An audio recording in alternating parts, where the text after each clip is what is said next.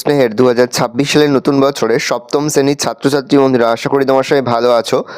আজ আমরা যে বিষয়টি নিয়ে আলোচনা করব, সপ্তম শ্রেণীর ফার্স্ট সামেটিভ অর্থাৎ প্রথম পর্যায়ক্রমিক মূল্যায়নের ইতিহাসের সিলেবাস, প্রশ্ন এবং নমুনা প্রশ্নপত্র নিয়ে। প্রথমে তোমরা সিলেবাসটা দেখে নাও, কী কী বিষয় তোমাদের ফার্স্ট সামেটিভ অর্থাৎ প্রথম পর্যায়ক্রমিক মূল্যায়নে থাকবে। প্রথম পর্যায়ক্রমিক মূল্যায়নের ক্ষেত্রে ফুল মার্কস থাকবে তোমাদের 30, আর সময় তোমাদের থাকবে 1 ঘন্টা। আমার প্রিয় ও স্নেহের 2026 সালের নতুন বছরের সপ্তম শ্রেণীর ছাত্রছাত্রী বন্ধুরা, আশা করি তোমার সবাই ভালো আছো। আজ আমরা যে বিষয়টি নিয়ে আলোচনা করব, সপ্তম শ্রেণীর ফার্স্ট সামেটিভ অর্থাৎ প্রথম পর্যায়ক্রমিক মূল্যায়নের ইতিহাসের সিলেবাস, প্রশ্নপত্র এবং নমুনা প্রশ্নপত্র নিয়ে। প্রথমে তোমরা সিলেবাসটা দেখে নাও, কী কী বিষয় তোমাদের ফার্স্ট সামেটিভ অর্থাৎ প্রথম পর্যায়ক্রমিক মূল্যায়নে থাকবে। প্রথম পর্যায়ক্রমিক মূল্যায়নের ক্ষেত্রে তোমাদের থাকবে দ্বিতীয় অধ্যায় আর তৃতীয় অধ্যায়। এবার তোমরা নমুনা প্রশ্নপত্রটা দেখে নাও। ফুল মার্কস তোমাদের রয়েছে 30, আর সময় তোমাদের রয়েছে 1 ঘন্টা।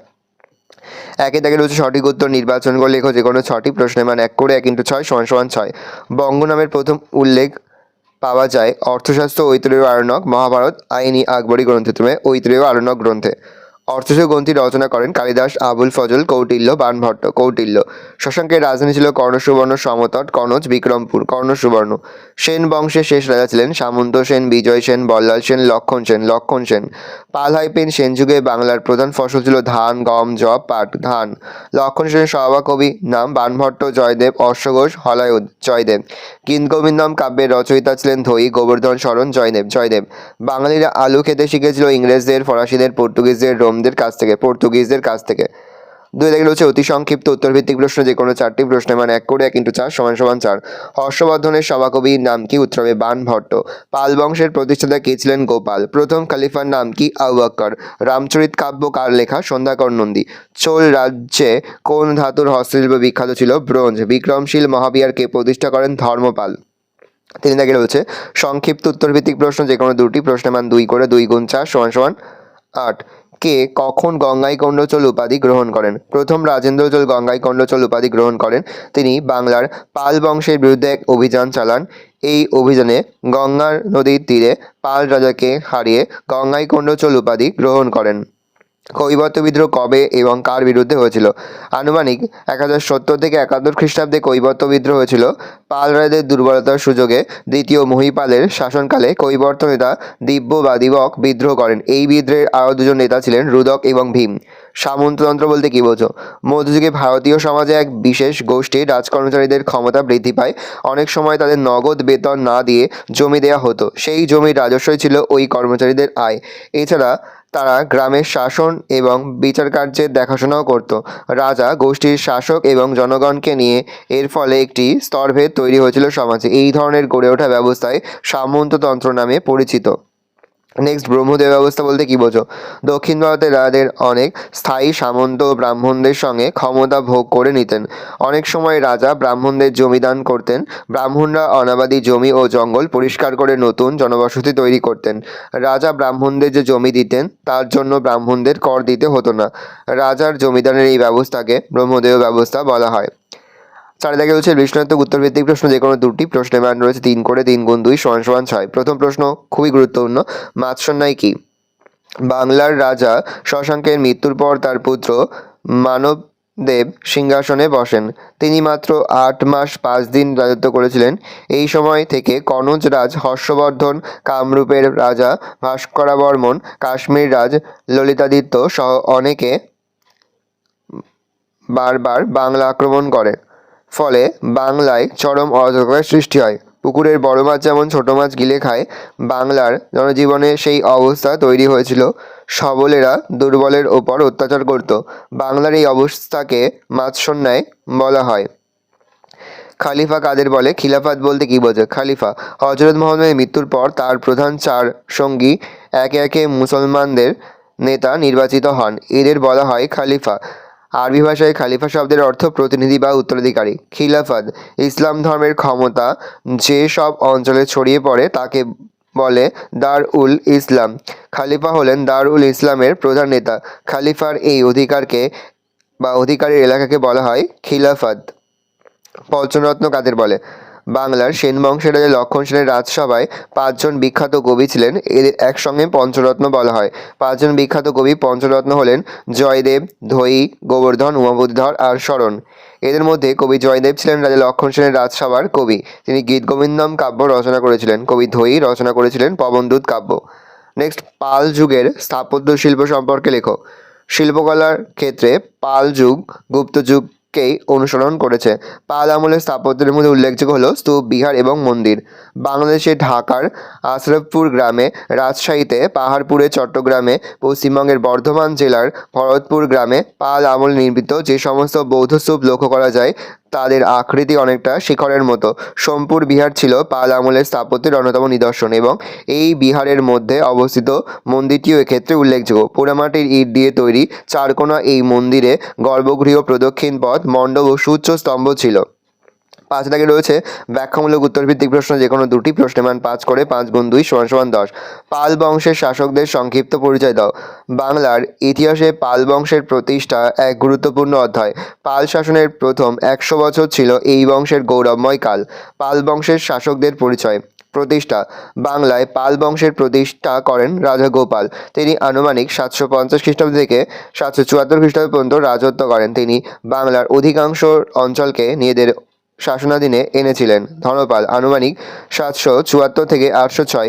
গোপালের মৃত্যুর পর বাংলার সিংহাসনে বসেন তার পুত্র ধর্মপাল। তিনি ত্রিশক্তি দ্বন্দ্বে অংশগ্রহণ করেন। প্রতিহার রাজ নাগভট্ট কনৌজ দখল করে ধর্মপালকে পরাজিত করেন। পরে রাষ্ট্রকূট রাজা তৃতীয় গোবিন্দ আর্যবর্তে এসে নাগভট্টকে পরাজিত করে দাক্ষিণাত্যে ফিরে যান। এই সুযোগে ধর্মপাল উত্তর ভারতে নিজের কর্তৃত্ব পুনঃপ্রতিষ্ঠা করেন। দেবপাল। ধর্মপালের মৃত্যুর পর তার পুত্র দেবপাল সিংহাসনে বসেন। তার সাম্রাজ্য পূর্বে অসম থেকে পশ্চিমে কাশ্মীর সীমান্ত, পাঞ্জাব এবং উত্তরে হিমালয় থেকে দক্ষিণে বিন্ধ্য পর্বত পর্যন্ত বিস্তৃত ছিল। পরবর্তী শাসকগণ। দেবপালের পরবর্তী উল্লেখযোগ্য পাল শাসকেরা ছিলেন বিগ্রহ পাল, নারায়ণ পাল, দ্বিতীয় গোপাল, রামপাল প্রমুখ। পতন। রামপাল কৈবর্ত বিদ্রোহ দমন করলেও পরবর্তী পাল রাজাদের দুর্বলতার কারণে এই বংশের পতন ঘটে। কালের নিয়মে একসময় পাল সাম্রাজ্য ধ্বংস হয়ে গেলেও চরম অরাজকতাময় অবস্থা থেকে পালরা বাংলাকে রক্ষা করে দীর্ঘকাল যে তা বজায় রেখেছিল এই কথা অস্বীকার করা যায় না। গৌড়ের রাজা শশাঙ্কের কর্তৃত্ব আলোচনা করো। ভূমিকা। গুপ্ত রাজা সেনগুপ্তের অধীনে সামান্য একজন মহাসামন্ত হিসাবে শশাঙ্ক জীবন শুরু করেন। পরবর্তীকালে তিনি বঙ্গে গৌড় নামে এক স্বাধীন রাজ্য প্রতিষ্ঠা করেন। শশাঙ্কের বিখ্যাত হওয়ার কারণ: 1. রাজ্য জয়। শশাঙ্ক সমগ্র গৌড় দেশে আধিপত্য বিস্তার করেছিলেন। তিনি দণ্ডভুক্তি, উৎকল ও কঙ্গদ রাজ্য অধিকার করেছিলেন। মগধ, বুদ্ধগয়া অঞ্চলেও তিনি নিজ রাজ্যভুক্ত করেন। তার রাজ্যসীমা উত্তরায় পেন, পশ্চিমে বারাণসী পর্যন্ত বিস্তৃত। ঐক্য ও সংহতি স্থাপন। শশাঙ্কই প্রথম বাংলার ঐক্য ও সংহতি স্থাপন করে সাম্রাজ্যের বিস্তার ঘটান। তার এই রাজ্য জয় নীতি অনুসরণ করেই পরবর্তীকালে পাল রাজারা এক বিশাল সাম্রাজ্য গড়ে তুলতে পেরেছিলেন। আর্যবর্তে বাঙালি সাম্রাজ্য প্রতিষ্ঠা। প্রথম স্বাধীন ও সার্বভৌম গৌড় রাজ্যের প্রতিষ্ঠাতা ছিলেন শশাঙ্ক। তিনি উত্তর ভারতেও আংশিক আধিপত্য বিস্তার করেন। গৌড়তন্ত্র। গৌড়ে গড়ে ওঠা শশাঙ্কের আমলাতান্ত্রিক শাসন ব্যবস্থা গৌড়তন্ত্র নামে পরিচিত।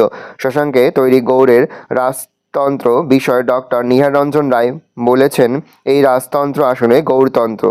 মূল্যায়ন। বস্তুত শশাঙ্কের কর্তৃত্বের জন্যই বাংলা একখণ্ড ও স্বাধীন রাজ্য হিসাবে আত্মপ্রকাশ করতে পেরেছিল। নেক্সট, রাজা লক্ষণ সেনের রাজসভায় সাহিত্যচর্চার পরিচয় দাও। বাংলার সেন বংশের রাজা লক্ষণ সেন ছিলেন সাহিত্যপ্রেমী। তার রাজসভায় অনেক কবি ও সাহিত্যিক সমাদর পেয়েছেন। তাদের মধ্যে উল্লেখযোগ্য হলেন কবি জয়দেব। জয়দেব ছিলেন লক্ষণ সেনের সভাকবি। তার রচিত বিখ্যাত কাব্য হল গীতগোবিন্দম। ধৈ। তার রাজসভার অপর এক কবি ধৈ পবনদূত কাব্য রচনা করেছিলেন। পঞ্চরত্ন। জয়দেব ও ধৈ সহ আরও 3 জন কবি গোবর্ধন, উমাপতিধর ও শরণ লক্ষণ সেনের রাজসভা অলঙ্কৃত করেছিলেন। এই 5 জন পণ্ডিতকে একত্রে পঞ্চরত্ন বলা হয়। এছাড়া লক্ষণ সেনের মন্ত্রী হলায়ত রচনা করেছিলেন ব্রাহ্মণ সর্বস্ব নামে বৈদিক নিয়মের একটি গ্রন্থ। নালন্দা বিশ্ববিদ্যালয় বা নালন্দা বৌদ্ধবিহার সম্পর্কে যা জানো লেখো। ভূমিকা। প্রাচীন ভারতের শিক্ষার প্রসারে যে বৌদ্ধবিহারটি উল্লেখযোগ্য ভূমিকা গ্রহণ করেছিল তা হল নালন্দা মহাবিহার। প্রতিষ্ঠা। বর্তমান ভারতে বিহার রাজ্যের পাটনা জেলার অন্তর্গত রাজগিরের কাছে নালন্দা মহাবিহারের ধ্বংসাবশেষ আছে। সম্ভবত গুপ্ত সম্রাটদের আমলে খ্রিস্টীয় 5ম শতকে এটি প্রতিষ্ঠিত হয়েছিল। 2. পৃষ্ঠপোষকতা। নালন্দা মহাবিহার হর্ষবর্ধন ও পাল রায়দের সাহায্য পেয়েছিল। স্থানীয় রাজা এবং জমির মালিকরা ছাড়াও শুধু সুমাত্রা দ্বীপের শাসকও এই মহাবিহারের জন্য সম্পদ দান করেছেন। প্রবেশিকা পরীক্ষা। নালন্দা মহাবিহারে ভর্তি হওয়ার আগে শিক্ষার্থীদের কঠিন প্রবেশিকা পরীক্ষায় উত্তীর্ণ হতে হতো। ছাত্র শিক্ষক। নালন্দা মহাবিহারের ছাত্রদের নির্খরচায় খাবার, জামা কাপড়, শয্যাদ্রব্য এবং ওষুধপত্র দেওয়া হতো। নালন্দা সমৃদ্ধির যুগে 10,000 জন আবাসিক ভিক্ষুক এখানে থাকতো। এর মধ্যে 500 জন ছিল শিক্ষক এবং 850 জন ছিল ছাত্র। বিদেশি শিক্ষার্থী। শুধু তিব্বত, চীন, কোরিয়া এবং মঙ্গোলিয়া থেকে ছাত্ররা এই মহাবিহারে পড়তে আসতো। তার মধ্যে চীন দেশের ছাত্রদের শিক্ষাদানের জন্য বিশেষ তহবিলের বন্দোবস্ত ছিল। হিয়েনসাং ও এই বিহারে শিক্ষালাভ করেছিলেন। পাঠ্যসূচি। নালন্দা মহাবিহারের পাঠ্যসূচিতে ছিল বৌদ্ধশাস্ত্র, বেদ, নীতিশাস্ত্র, আয়ুর্বেদ শাস্ত্র, ব্যাকরণ, গণিত প্রভৃতি বিষয়। পতন। ত্রয়োদশ শতকে তুর্কি আক্রমণকারীরা বিহার অঞ্চল আক্রমণ করে এই মহাবিহারের ব্যাপক ক্ষতি করেছিল। উপসংহার। নালন্দা মহাবিহারের শিক্ষা দীক্ষার খ্যাতি একসময়ে সমগ্র এশিয়ায় ছড়িয়ে পড়ে। 2014 সালে বিহারের রাজগীরে ধ্বংসপ্রাপ্ত নালন্দার পাশে নতুন করে নালন্দা বিশ্ববিদ্যালয়ের যাত্রা শুরু হয়েছে।